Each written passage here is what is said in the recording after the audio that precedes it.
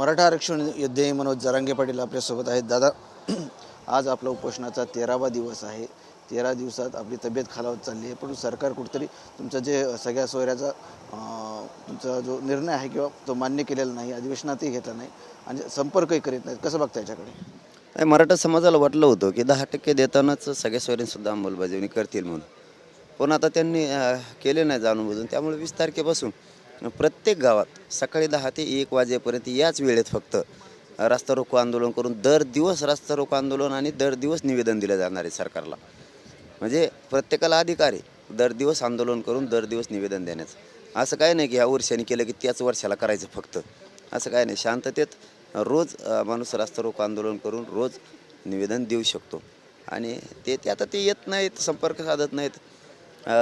आता त्यांना तोंडच नाही आहे यायला. अधिसूचना त्यांनी काढलेली आहे, त्याची अंमलबजावणी त्यांनाच करणं काम आहे. काय सांगावं जाऊन? ते थोपवायचं बघत आहेत आमच्यावर लादायचं बघत आहेत. ते 10% आरक्षणच ते निवडणूक डोळ्यासमोर ठेवून दिलेलं आहे.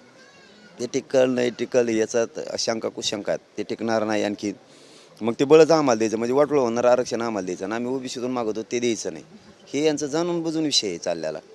त्याच्यासाठी ते मला बदनाम करण्यासाठी अनेक लोक कुणाला उठवायला लागलेत. पण समाजाने मला सांगितलं आहे तुमचं ध्येय विचलित करायसाठी चाललं आहे, आम्ही बघून घेतो सरकारला बी त्यांना बी, तुम्ही तुमचं ध्येय ढळून देऊ नका. म्हणून माझं ध्येय आज दुपारपासून मी ठरवलं आहे. हे लोक बोलत राहणार आहेत, कारण काय असतं स्वतःच्या स्वार्थासाठी लढणारे यांना समाजा फेमाजच काही देणं घेणं नसतं आणि असे विरोध करत असतात. फक्त माझीच विनंती आहे मराठा समाजाच्या सगळ्या बांधवांना पण आणि माता मावल्यांना महिलांनासुद्धा की किमान आपली जात मोठी होणार आहे. आपल्या जातीला खूप 70 वर्षानंतर मिळालं, आपली जाती एक झाली. किमान आपले लोक विनाकारण आरोप नका करू. काही त्रास झाला असेल तर सहन करा, थोडे दिवस समाजासाठी करा. माझ्याकडून कोणाची दखल नसन घेण्यात आली तर खूप गर्दी असते, लोक रोज असते, नसन घेण्यात आली, मी ते मान्य करतो. त्याचा अर्थ असा नाही ना की आपल्याच जातीला आपणच बोलायचं. आपल्या जातीला जे विरोध करत आरक्षणासाठी त्यांना बोला. आणि झाला असेल त्रास तर तुमचा हिशोब पुरा करू ना. त्या टायमाला एकदा आरक्षण मिळू द्या, तुम्हाला कोण त्रास दिला त्याचा हिशोब पुरा करू आपण सगळेजण. पण किमान आपल्या मराठा जातीतल्या माणसांनी तरी आणि महिलांनी तरी विरोध करू नका, कारण आपल्या जातीच्या लेकराचं कल्याण होणार खूप दिवसानंतर. नसता फुकट तुमच्यामुळं विरोधकाला पण आणि सरकारला पण कोलीत मिळून जाईल. त्यांना तेवढंच पाहिजे मराठ्यावर हसायला, हे मराठे पहिल्यापासून जे होत नाही ते असलेच आहेत असं म्हणतील पुन्हा. त्यामुळे शांत राहा, सहन करा, नंतर होत राहील पुन्हा एकदा. ही TV9च्या वतीनं माझी विनंती आहे त्यांना की तुम्ही विनाकारण काही घडलं बी असेल तर त्याचा हिशोब होईल. महिला असतील, पुरुष असेल, आपले नका बोलू. इतर तर बोलतात मी त्यांना खंबीर आहे, मग मी त्यांना खंबीर आहे. आपले थोडे सावध व्हा, आपल्या जातीसाठी त्रास सहन करा, काय होत नाही. तेच म्हणतो मी, आपण मराठा आरक्षणाची मागणी घेऊन किंवा सगळ्या सोयरीचा विषय घेऊन महाराष्ट्रभर सभा घेतल्या, जवळपास 250 सभा घेतल्या. राज्यातल्या प्रत्येक मराठ्याच्या समाजाच्या मनात आणि घरापर्यंत तुम्ही पोहोचला. आता कुठेतरी तुमच्या विरोधात काही स्टेटमेंट येतात. विशेष म्हणजे काल बावस्कर महाराज जे आहेत ते बोलले. आज संगीता वानखेडे नावाची महिला बोलते की शरद पवार तुमच्या पाठीमागं आहेत. असं तुमच्यावर हे बोलायचे दिवस आहेत का आता? अंमलबजावणी घ्यायची, हे मागं आहे तो पुढे. मी तेच सांगितलं ना, कोण मागं आहे कोण पुढे हे दिवस काढायचे नाहीत. आता दिवस आहेत आपल्या गोरगरीब जातीच्या लोकांना मिळून देणे आणि एकमेकाला साथ देणे, हे दिवस आहेत. आता नंतर झालेला त्रासाचा हिशोब होईल ना पुरा, 100% हिशोब पुरा होईल. पण आपल्याच जातीच्या लोकांच्या विरोधात बोलायचं आणि कुठंतरी ही लढाई डायव्हर्ट करायची आणि विरोधकांना आयतच कोलीत हातात द्यायचं आणि आपल्या जातीच्याच विरोधात आपण बोलायचं. हे थांबलं पाहिजे. आणि ते महाराज ते विचारूच नका, आजपासून सोडून दिलं, आपण विचारू शकत नाही. असे बलात्कार करणारे यांचे काय अवकात आहे? वानखेडे ज्या महिला आहेत तुम्ही त्यांना ओळखता का? नाही, हे बघा हे बघा, काही प्रश्न विचारून उगाच हे करू नका. सगळा मराठा समाजालाच ओळखितोय मी, सगळा मराठा समाजच मला ओळखितोय. सगळा मराठा समाज असा कोणताच नाही की, पण एवढा मोठा गाडा आहे हो समाजाचा, शेव कुठंतरी एक झाला आहे. याच्या आज योग आलेत लय दिवसानंतर, खूप दिवसानंतर आरक्षण मिळालं आहे, खूप दिवसानंतर ही आहे. मी सगळा समाजच ओळखितो, सगळा समाजच इथे येऊन फोटो काढतो एकमेकाचे. कुणी काय केलं म्हणजे असं थोडंच असतं की मग मी कायला ओळखीत नाही म्हणून जमत नाही. आणि सत्य पाहिलं तर इतके ओळखी कोणाचे असूच शकत नाहीत.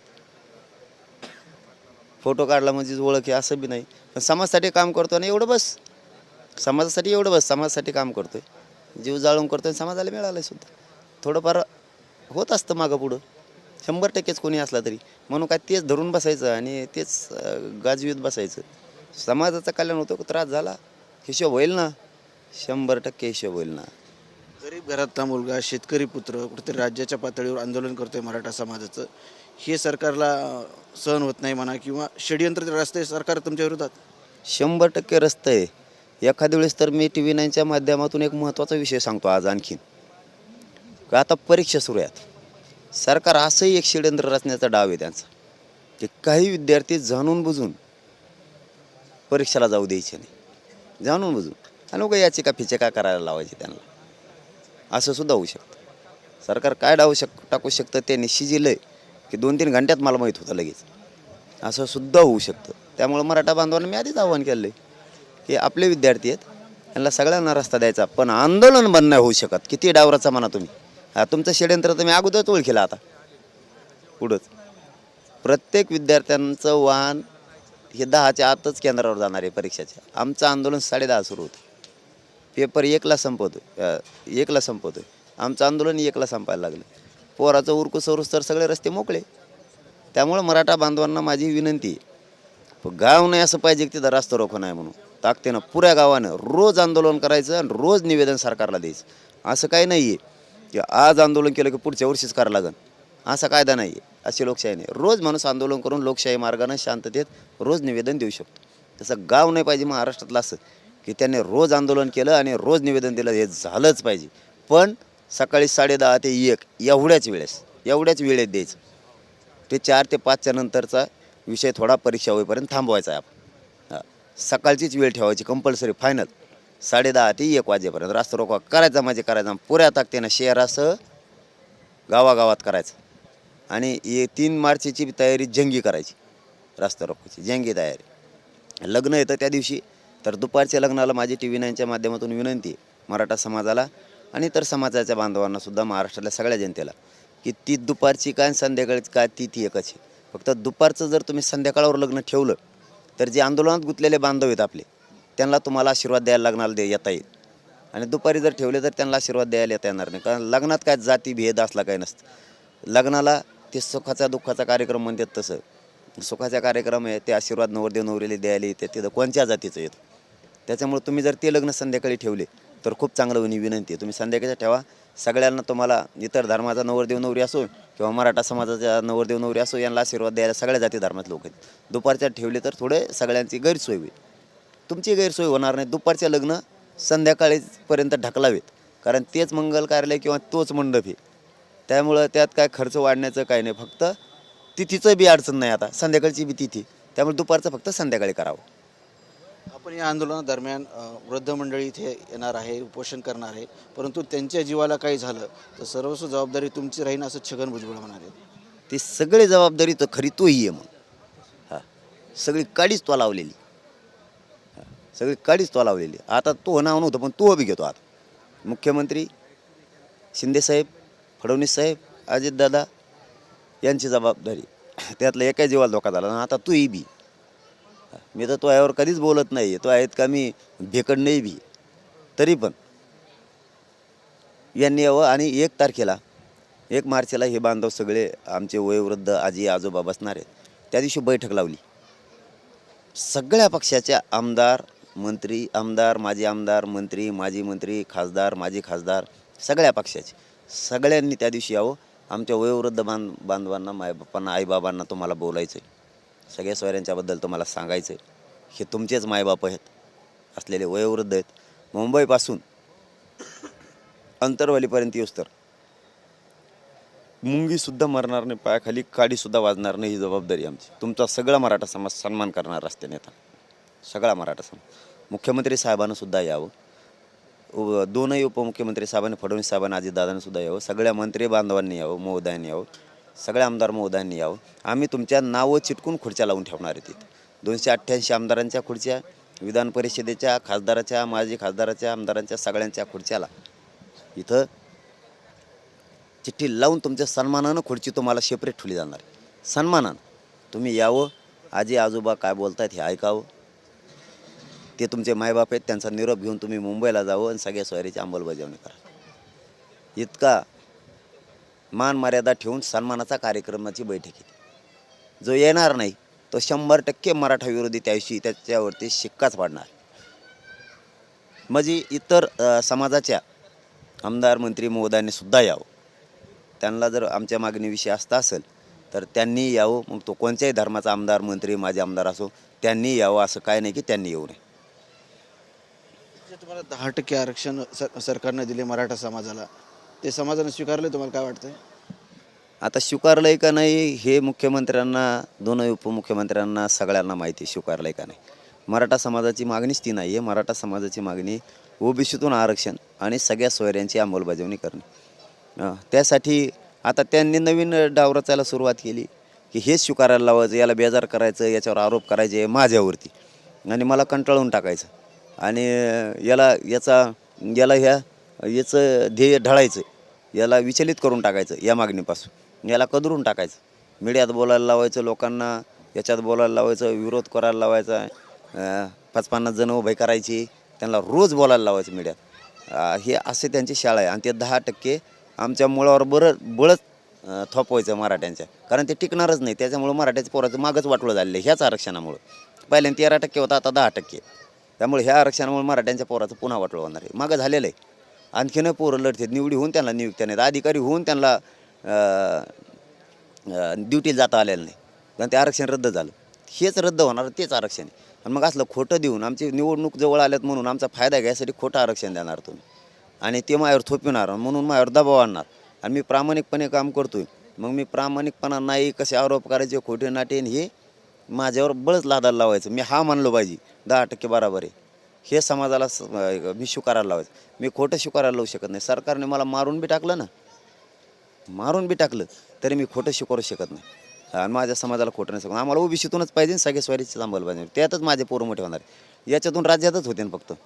आम्ही ओबीसीतून आरक्षण मागतोय, सगळ्या स्वारींची अंमलबजावणी, त्यातून माझे गोरगरिबांचे मराठ्यांचे पोरं राज्यात अधिकारी होणार आहेत, देशातसुद्धा होणार आहेत. एवढं मोठमोठ्याल्या IPS IAS क्लास 1 क्लास 4च्या वर्ध्या त्यांच्या अंगावर चढणार आहे. चांगलं सोडून मी वाईटात कसं काय समाजाला ढकली, 20 बाजू का माझ्या हाताने समाजाला तुमच्यासाठी. त्यापेक्षा मला जरी सरकारने मारलं तरी चालन, पण मी ते 10% स्वीकारायसाठी या सगळ्या स्वऱ्यांच्या अंमलबजावणीपासून हटू शकत नाही. किती आरोप करू द्या यांनी. आणि माझी मागणी आहे ती फिक्स आहे आणि फायनल आहे. त्यासाठी 24 तारखेपासून आंदोलन सुरू आहे आता आणि राहणार आहे. त्यामुळे मी नाही हटू शकत. आता काही झालं तरी मी हटू शकत नाही, जीव जरी गेला तरी. आणि मी काय वाईट करत नाही. हे जे आरोप करणार आहेत यांना आरोप करायला जागाच नाही ना. काय जागा आहे यांना? 75 वर्षात जे मिळत नव्हतं ते मिळून दिलं आहे समाजाला. आज 57 लाख नोंदी सापडल्यात, 57 लाख पत्र मिळालेत, त्यातून 1.25 कोटी 1 कोटी ते 1.25 कोटी मराठ्यांना फायदा झाला आहे. मराठ्यांना हेही 10% दिलंच, ज्यांना घ्यायचं ते घेतील. मराठ्या मुलींना सगळ्या मोफत शिक्षण केलं आहे, मागासवर्ग आयोग गठीत केला आहे, ओबीसींच्या सगळ्या सवलती दिल्यात, जे मिळणारच नव्हतं कधी ते मिळून दिलं आहे. मागासवर्ग आयोग गठीत होत नव्हता तो गठीत केला आहे, शिंदे समिती गठीत होत नव्हती ती गठीत केली. आज गावोची गावं कुणबी नोंदीचे निघायला लागले, गावची गावं. आणि याच्यापेक्षा काय गोरगरिबांना मिळून दिलं पाहिजे. सगळ्या सोयऱ्यांची मागणी लावून धरली, रात्रंदिवस जीव जाळतोय, समाजाला मायबाप मानलं आहे, प्रामाणिक काम करतोय. मी सरकारला मॅनेज होत नाही, फुटत नाही, म्हणून सरकारनं हे आता आरोपाचे डाव रचायला सुरुवात केली.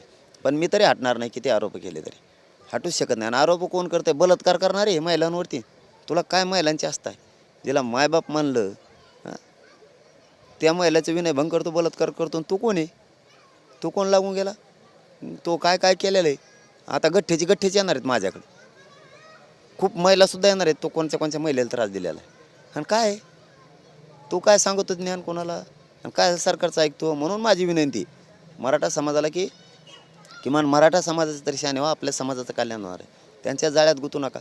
जरी तुम्हाला थोडाफार त्रास झाला असेल, आज 2-2, 4-4 हजार पोरावर केसेस झाल्या, किती त्रास झाला आहे त्यांना, तरी ते समाजाच्याच बाजूने आहेत. इतके मोठे बलिदानं गेलेत आपल्या 200, 250, 300, तरी समाजाच्याच बाजूने त्रास सहन केला. तुम्हाला इतर समाजाचा त्रास झाला असेल ना, आम्ही कुठं नाकारतो? होऊ द्या, एवढी सगळ्या स्वारीचं आंदोलन पूर्ण एकदा आरक्षण समाजाला मिळू द्या, सगळ्यांचा हिशोब चुकता करू आपण. महाराज मंडळीसुद्धा त्रास झाला आहे मरणाचा, तरी त्या महाराज मंडळीला आम्ही सांगितलेलं आहे की एवढं कडील लागूस तर सहन करा आमच्यासाठी, मराठ्यांसाठी, तुमचासुद्धा हिशोब क्लिअर करू त्रास देणार. आंतरवालीमध्ये जे घडलं होतं 1 तारखेला, ते दंगल शोध सरकारने लावावा. मग लावी ना तिच्या म्हणण्यावर तिला माहीत असेल. जाऊ दे, मला नाही बोलायचं. मी म्हणलो ना हे मराठा समाजाच्या महिला असतील पुरुष असतील त्यांनी जरा सबुरीने घ्यावं. समाजाचं कल्याण होणार आहे. काही बोलून समाजाचं विनाकारण लॉस होईल असं बोलू नये. समाज कधी नाही ती एक झाला आहे, हीच विनंती आहे. मानायची का नाही त्यांचा प्रश्न आहे. विनंती मानायची का नाही. मराठा समाजाचे आहेत ते मानतील, मराठ्यांच्याच बाजूने उभा राहतील.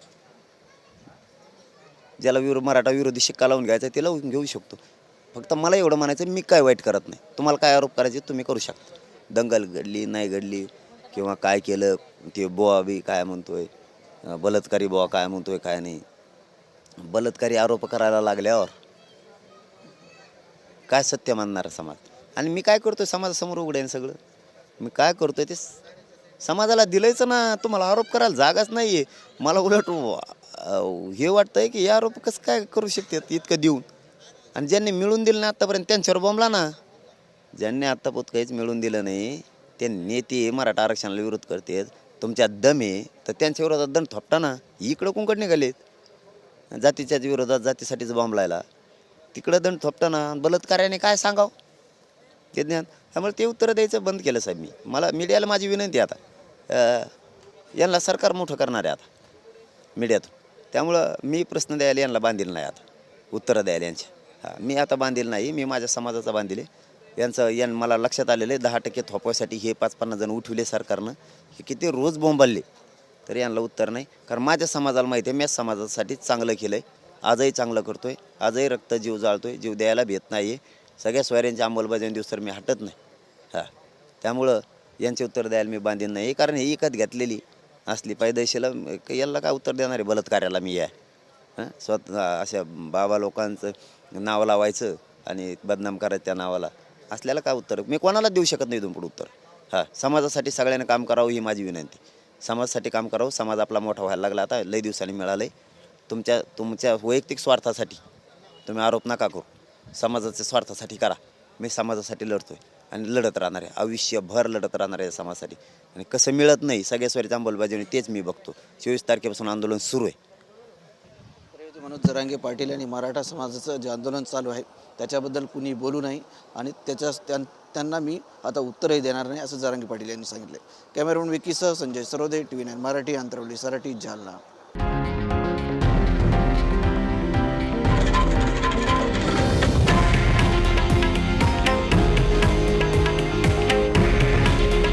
हे आहे देशातील नंबर 1 न्यूज नेटवर्क आणि आपण पाहत आहात TV9 मराठी. काळजी तुमची, हित महाराष्ट्राचं.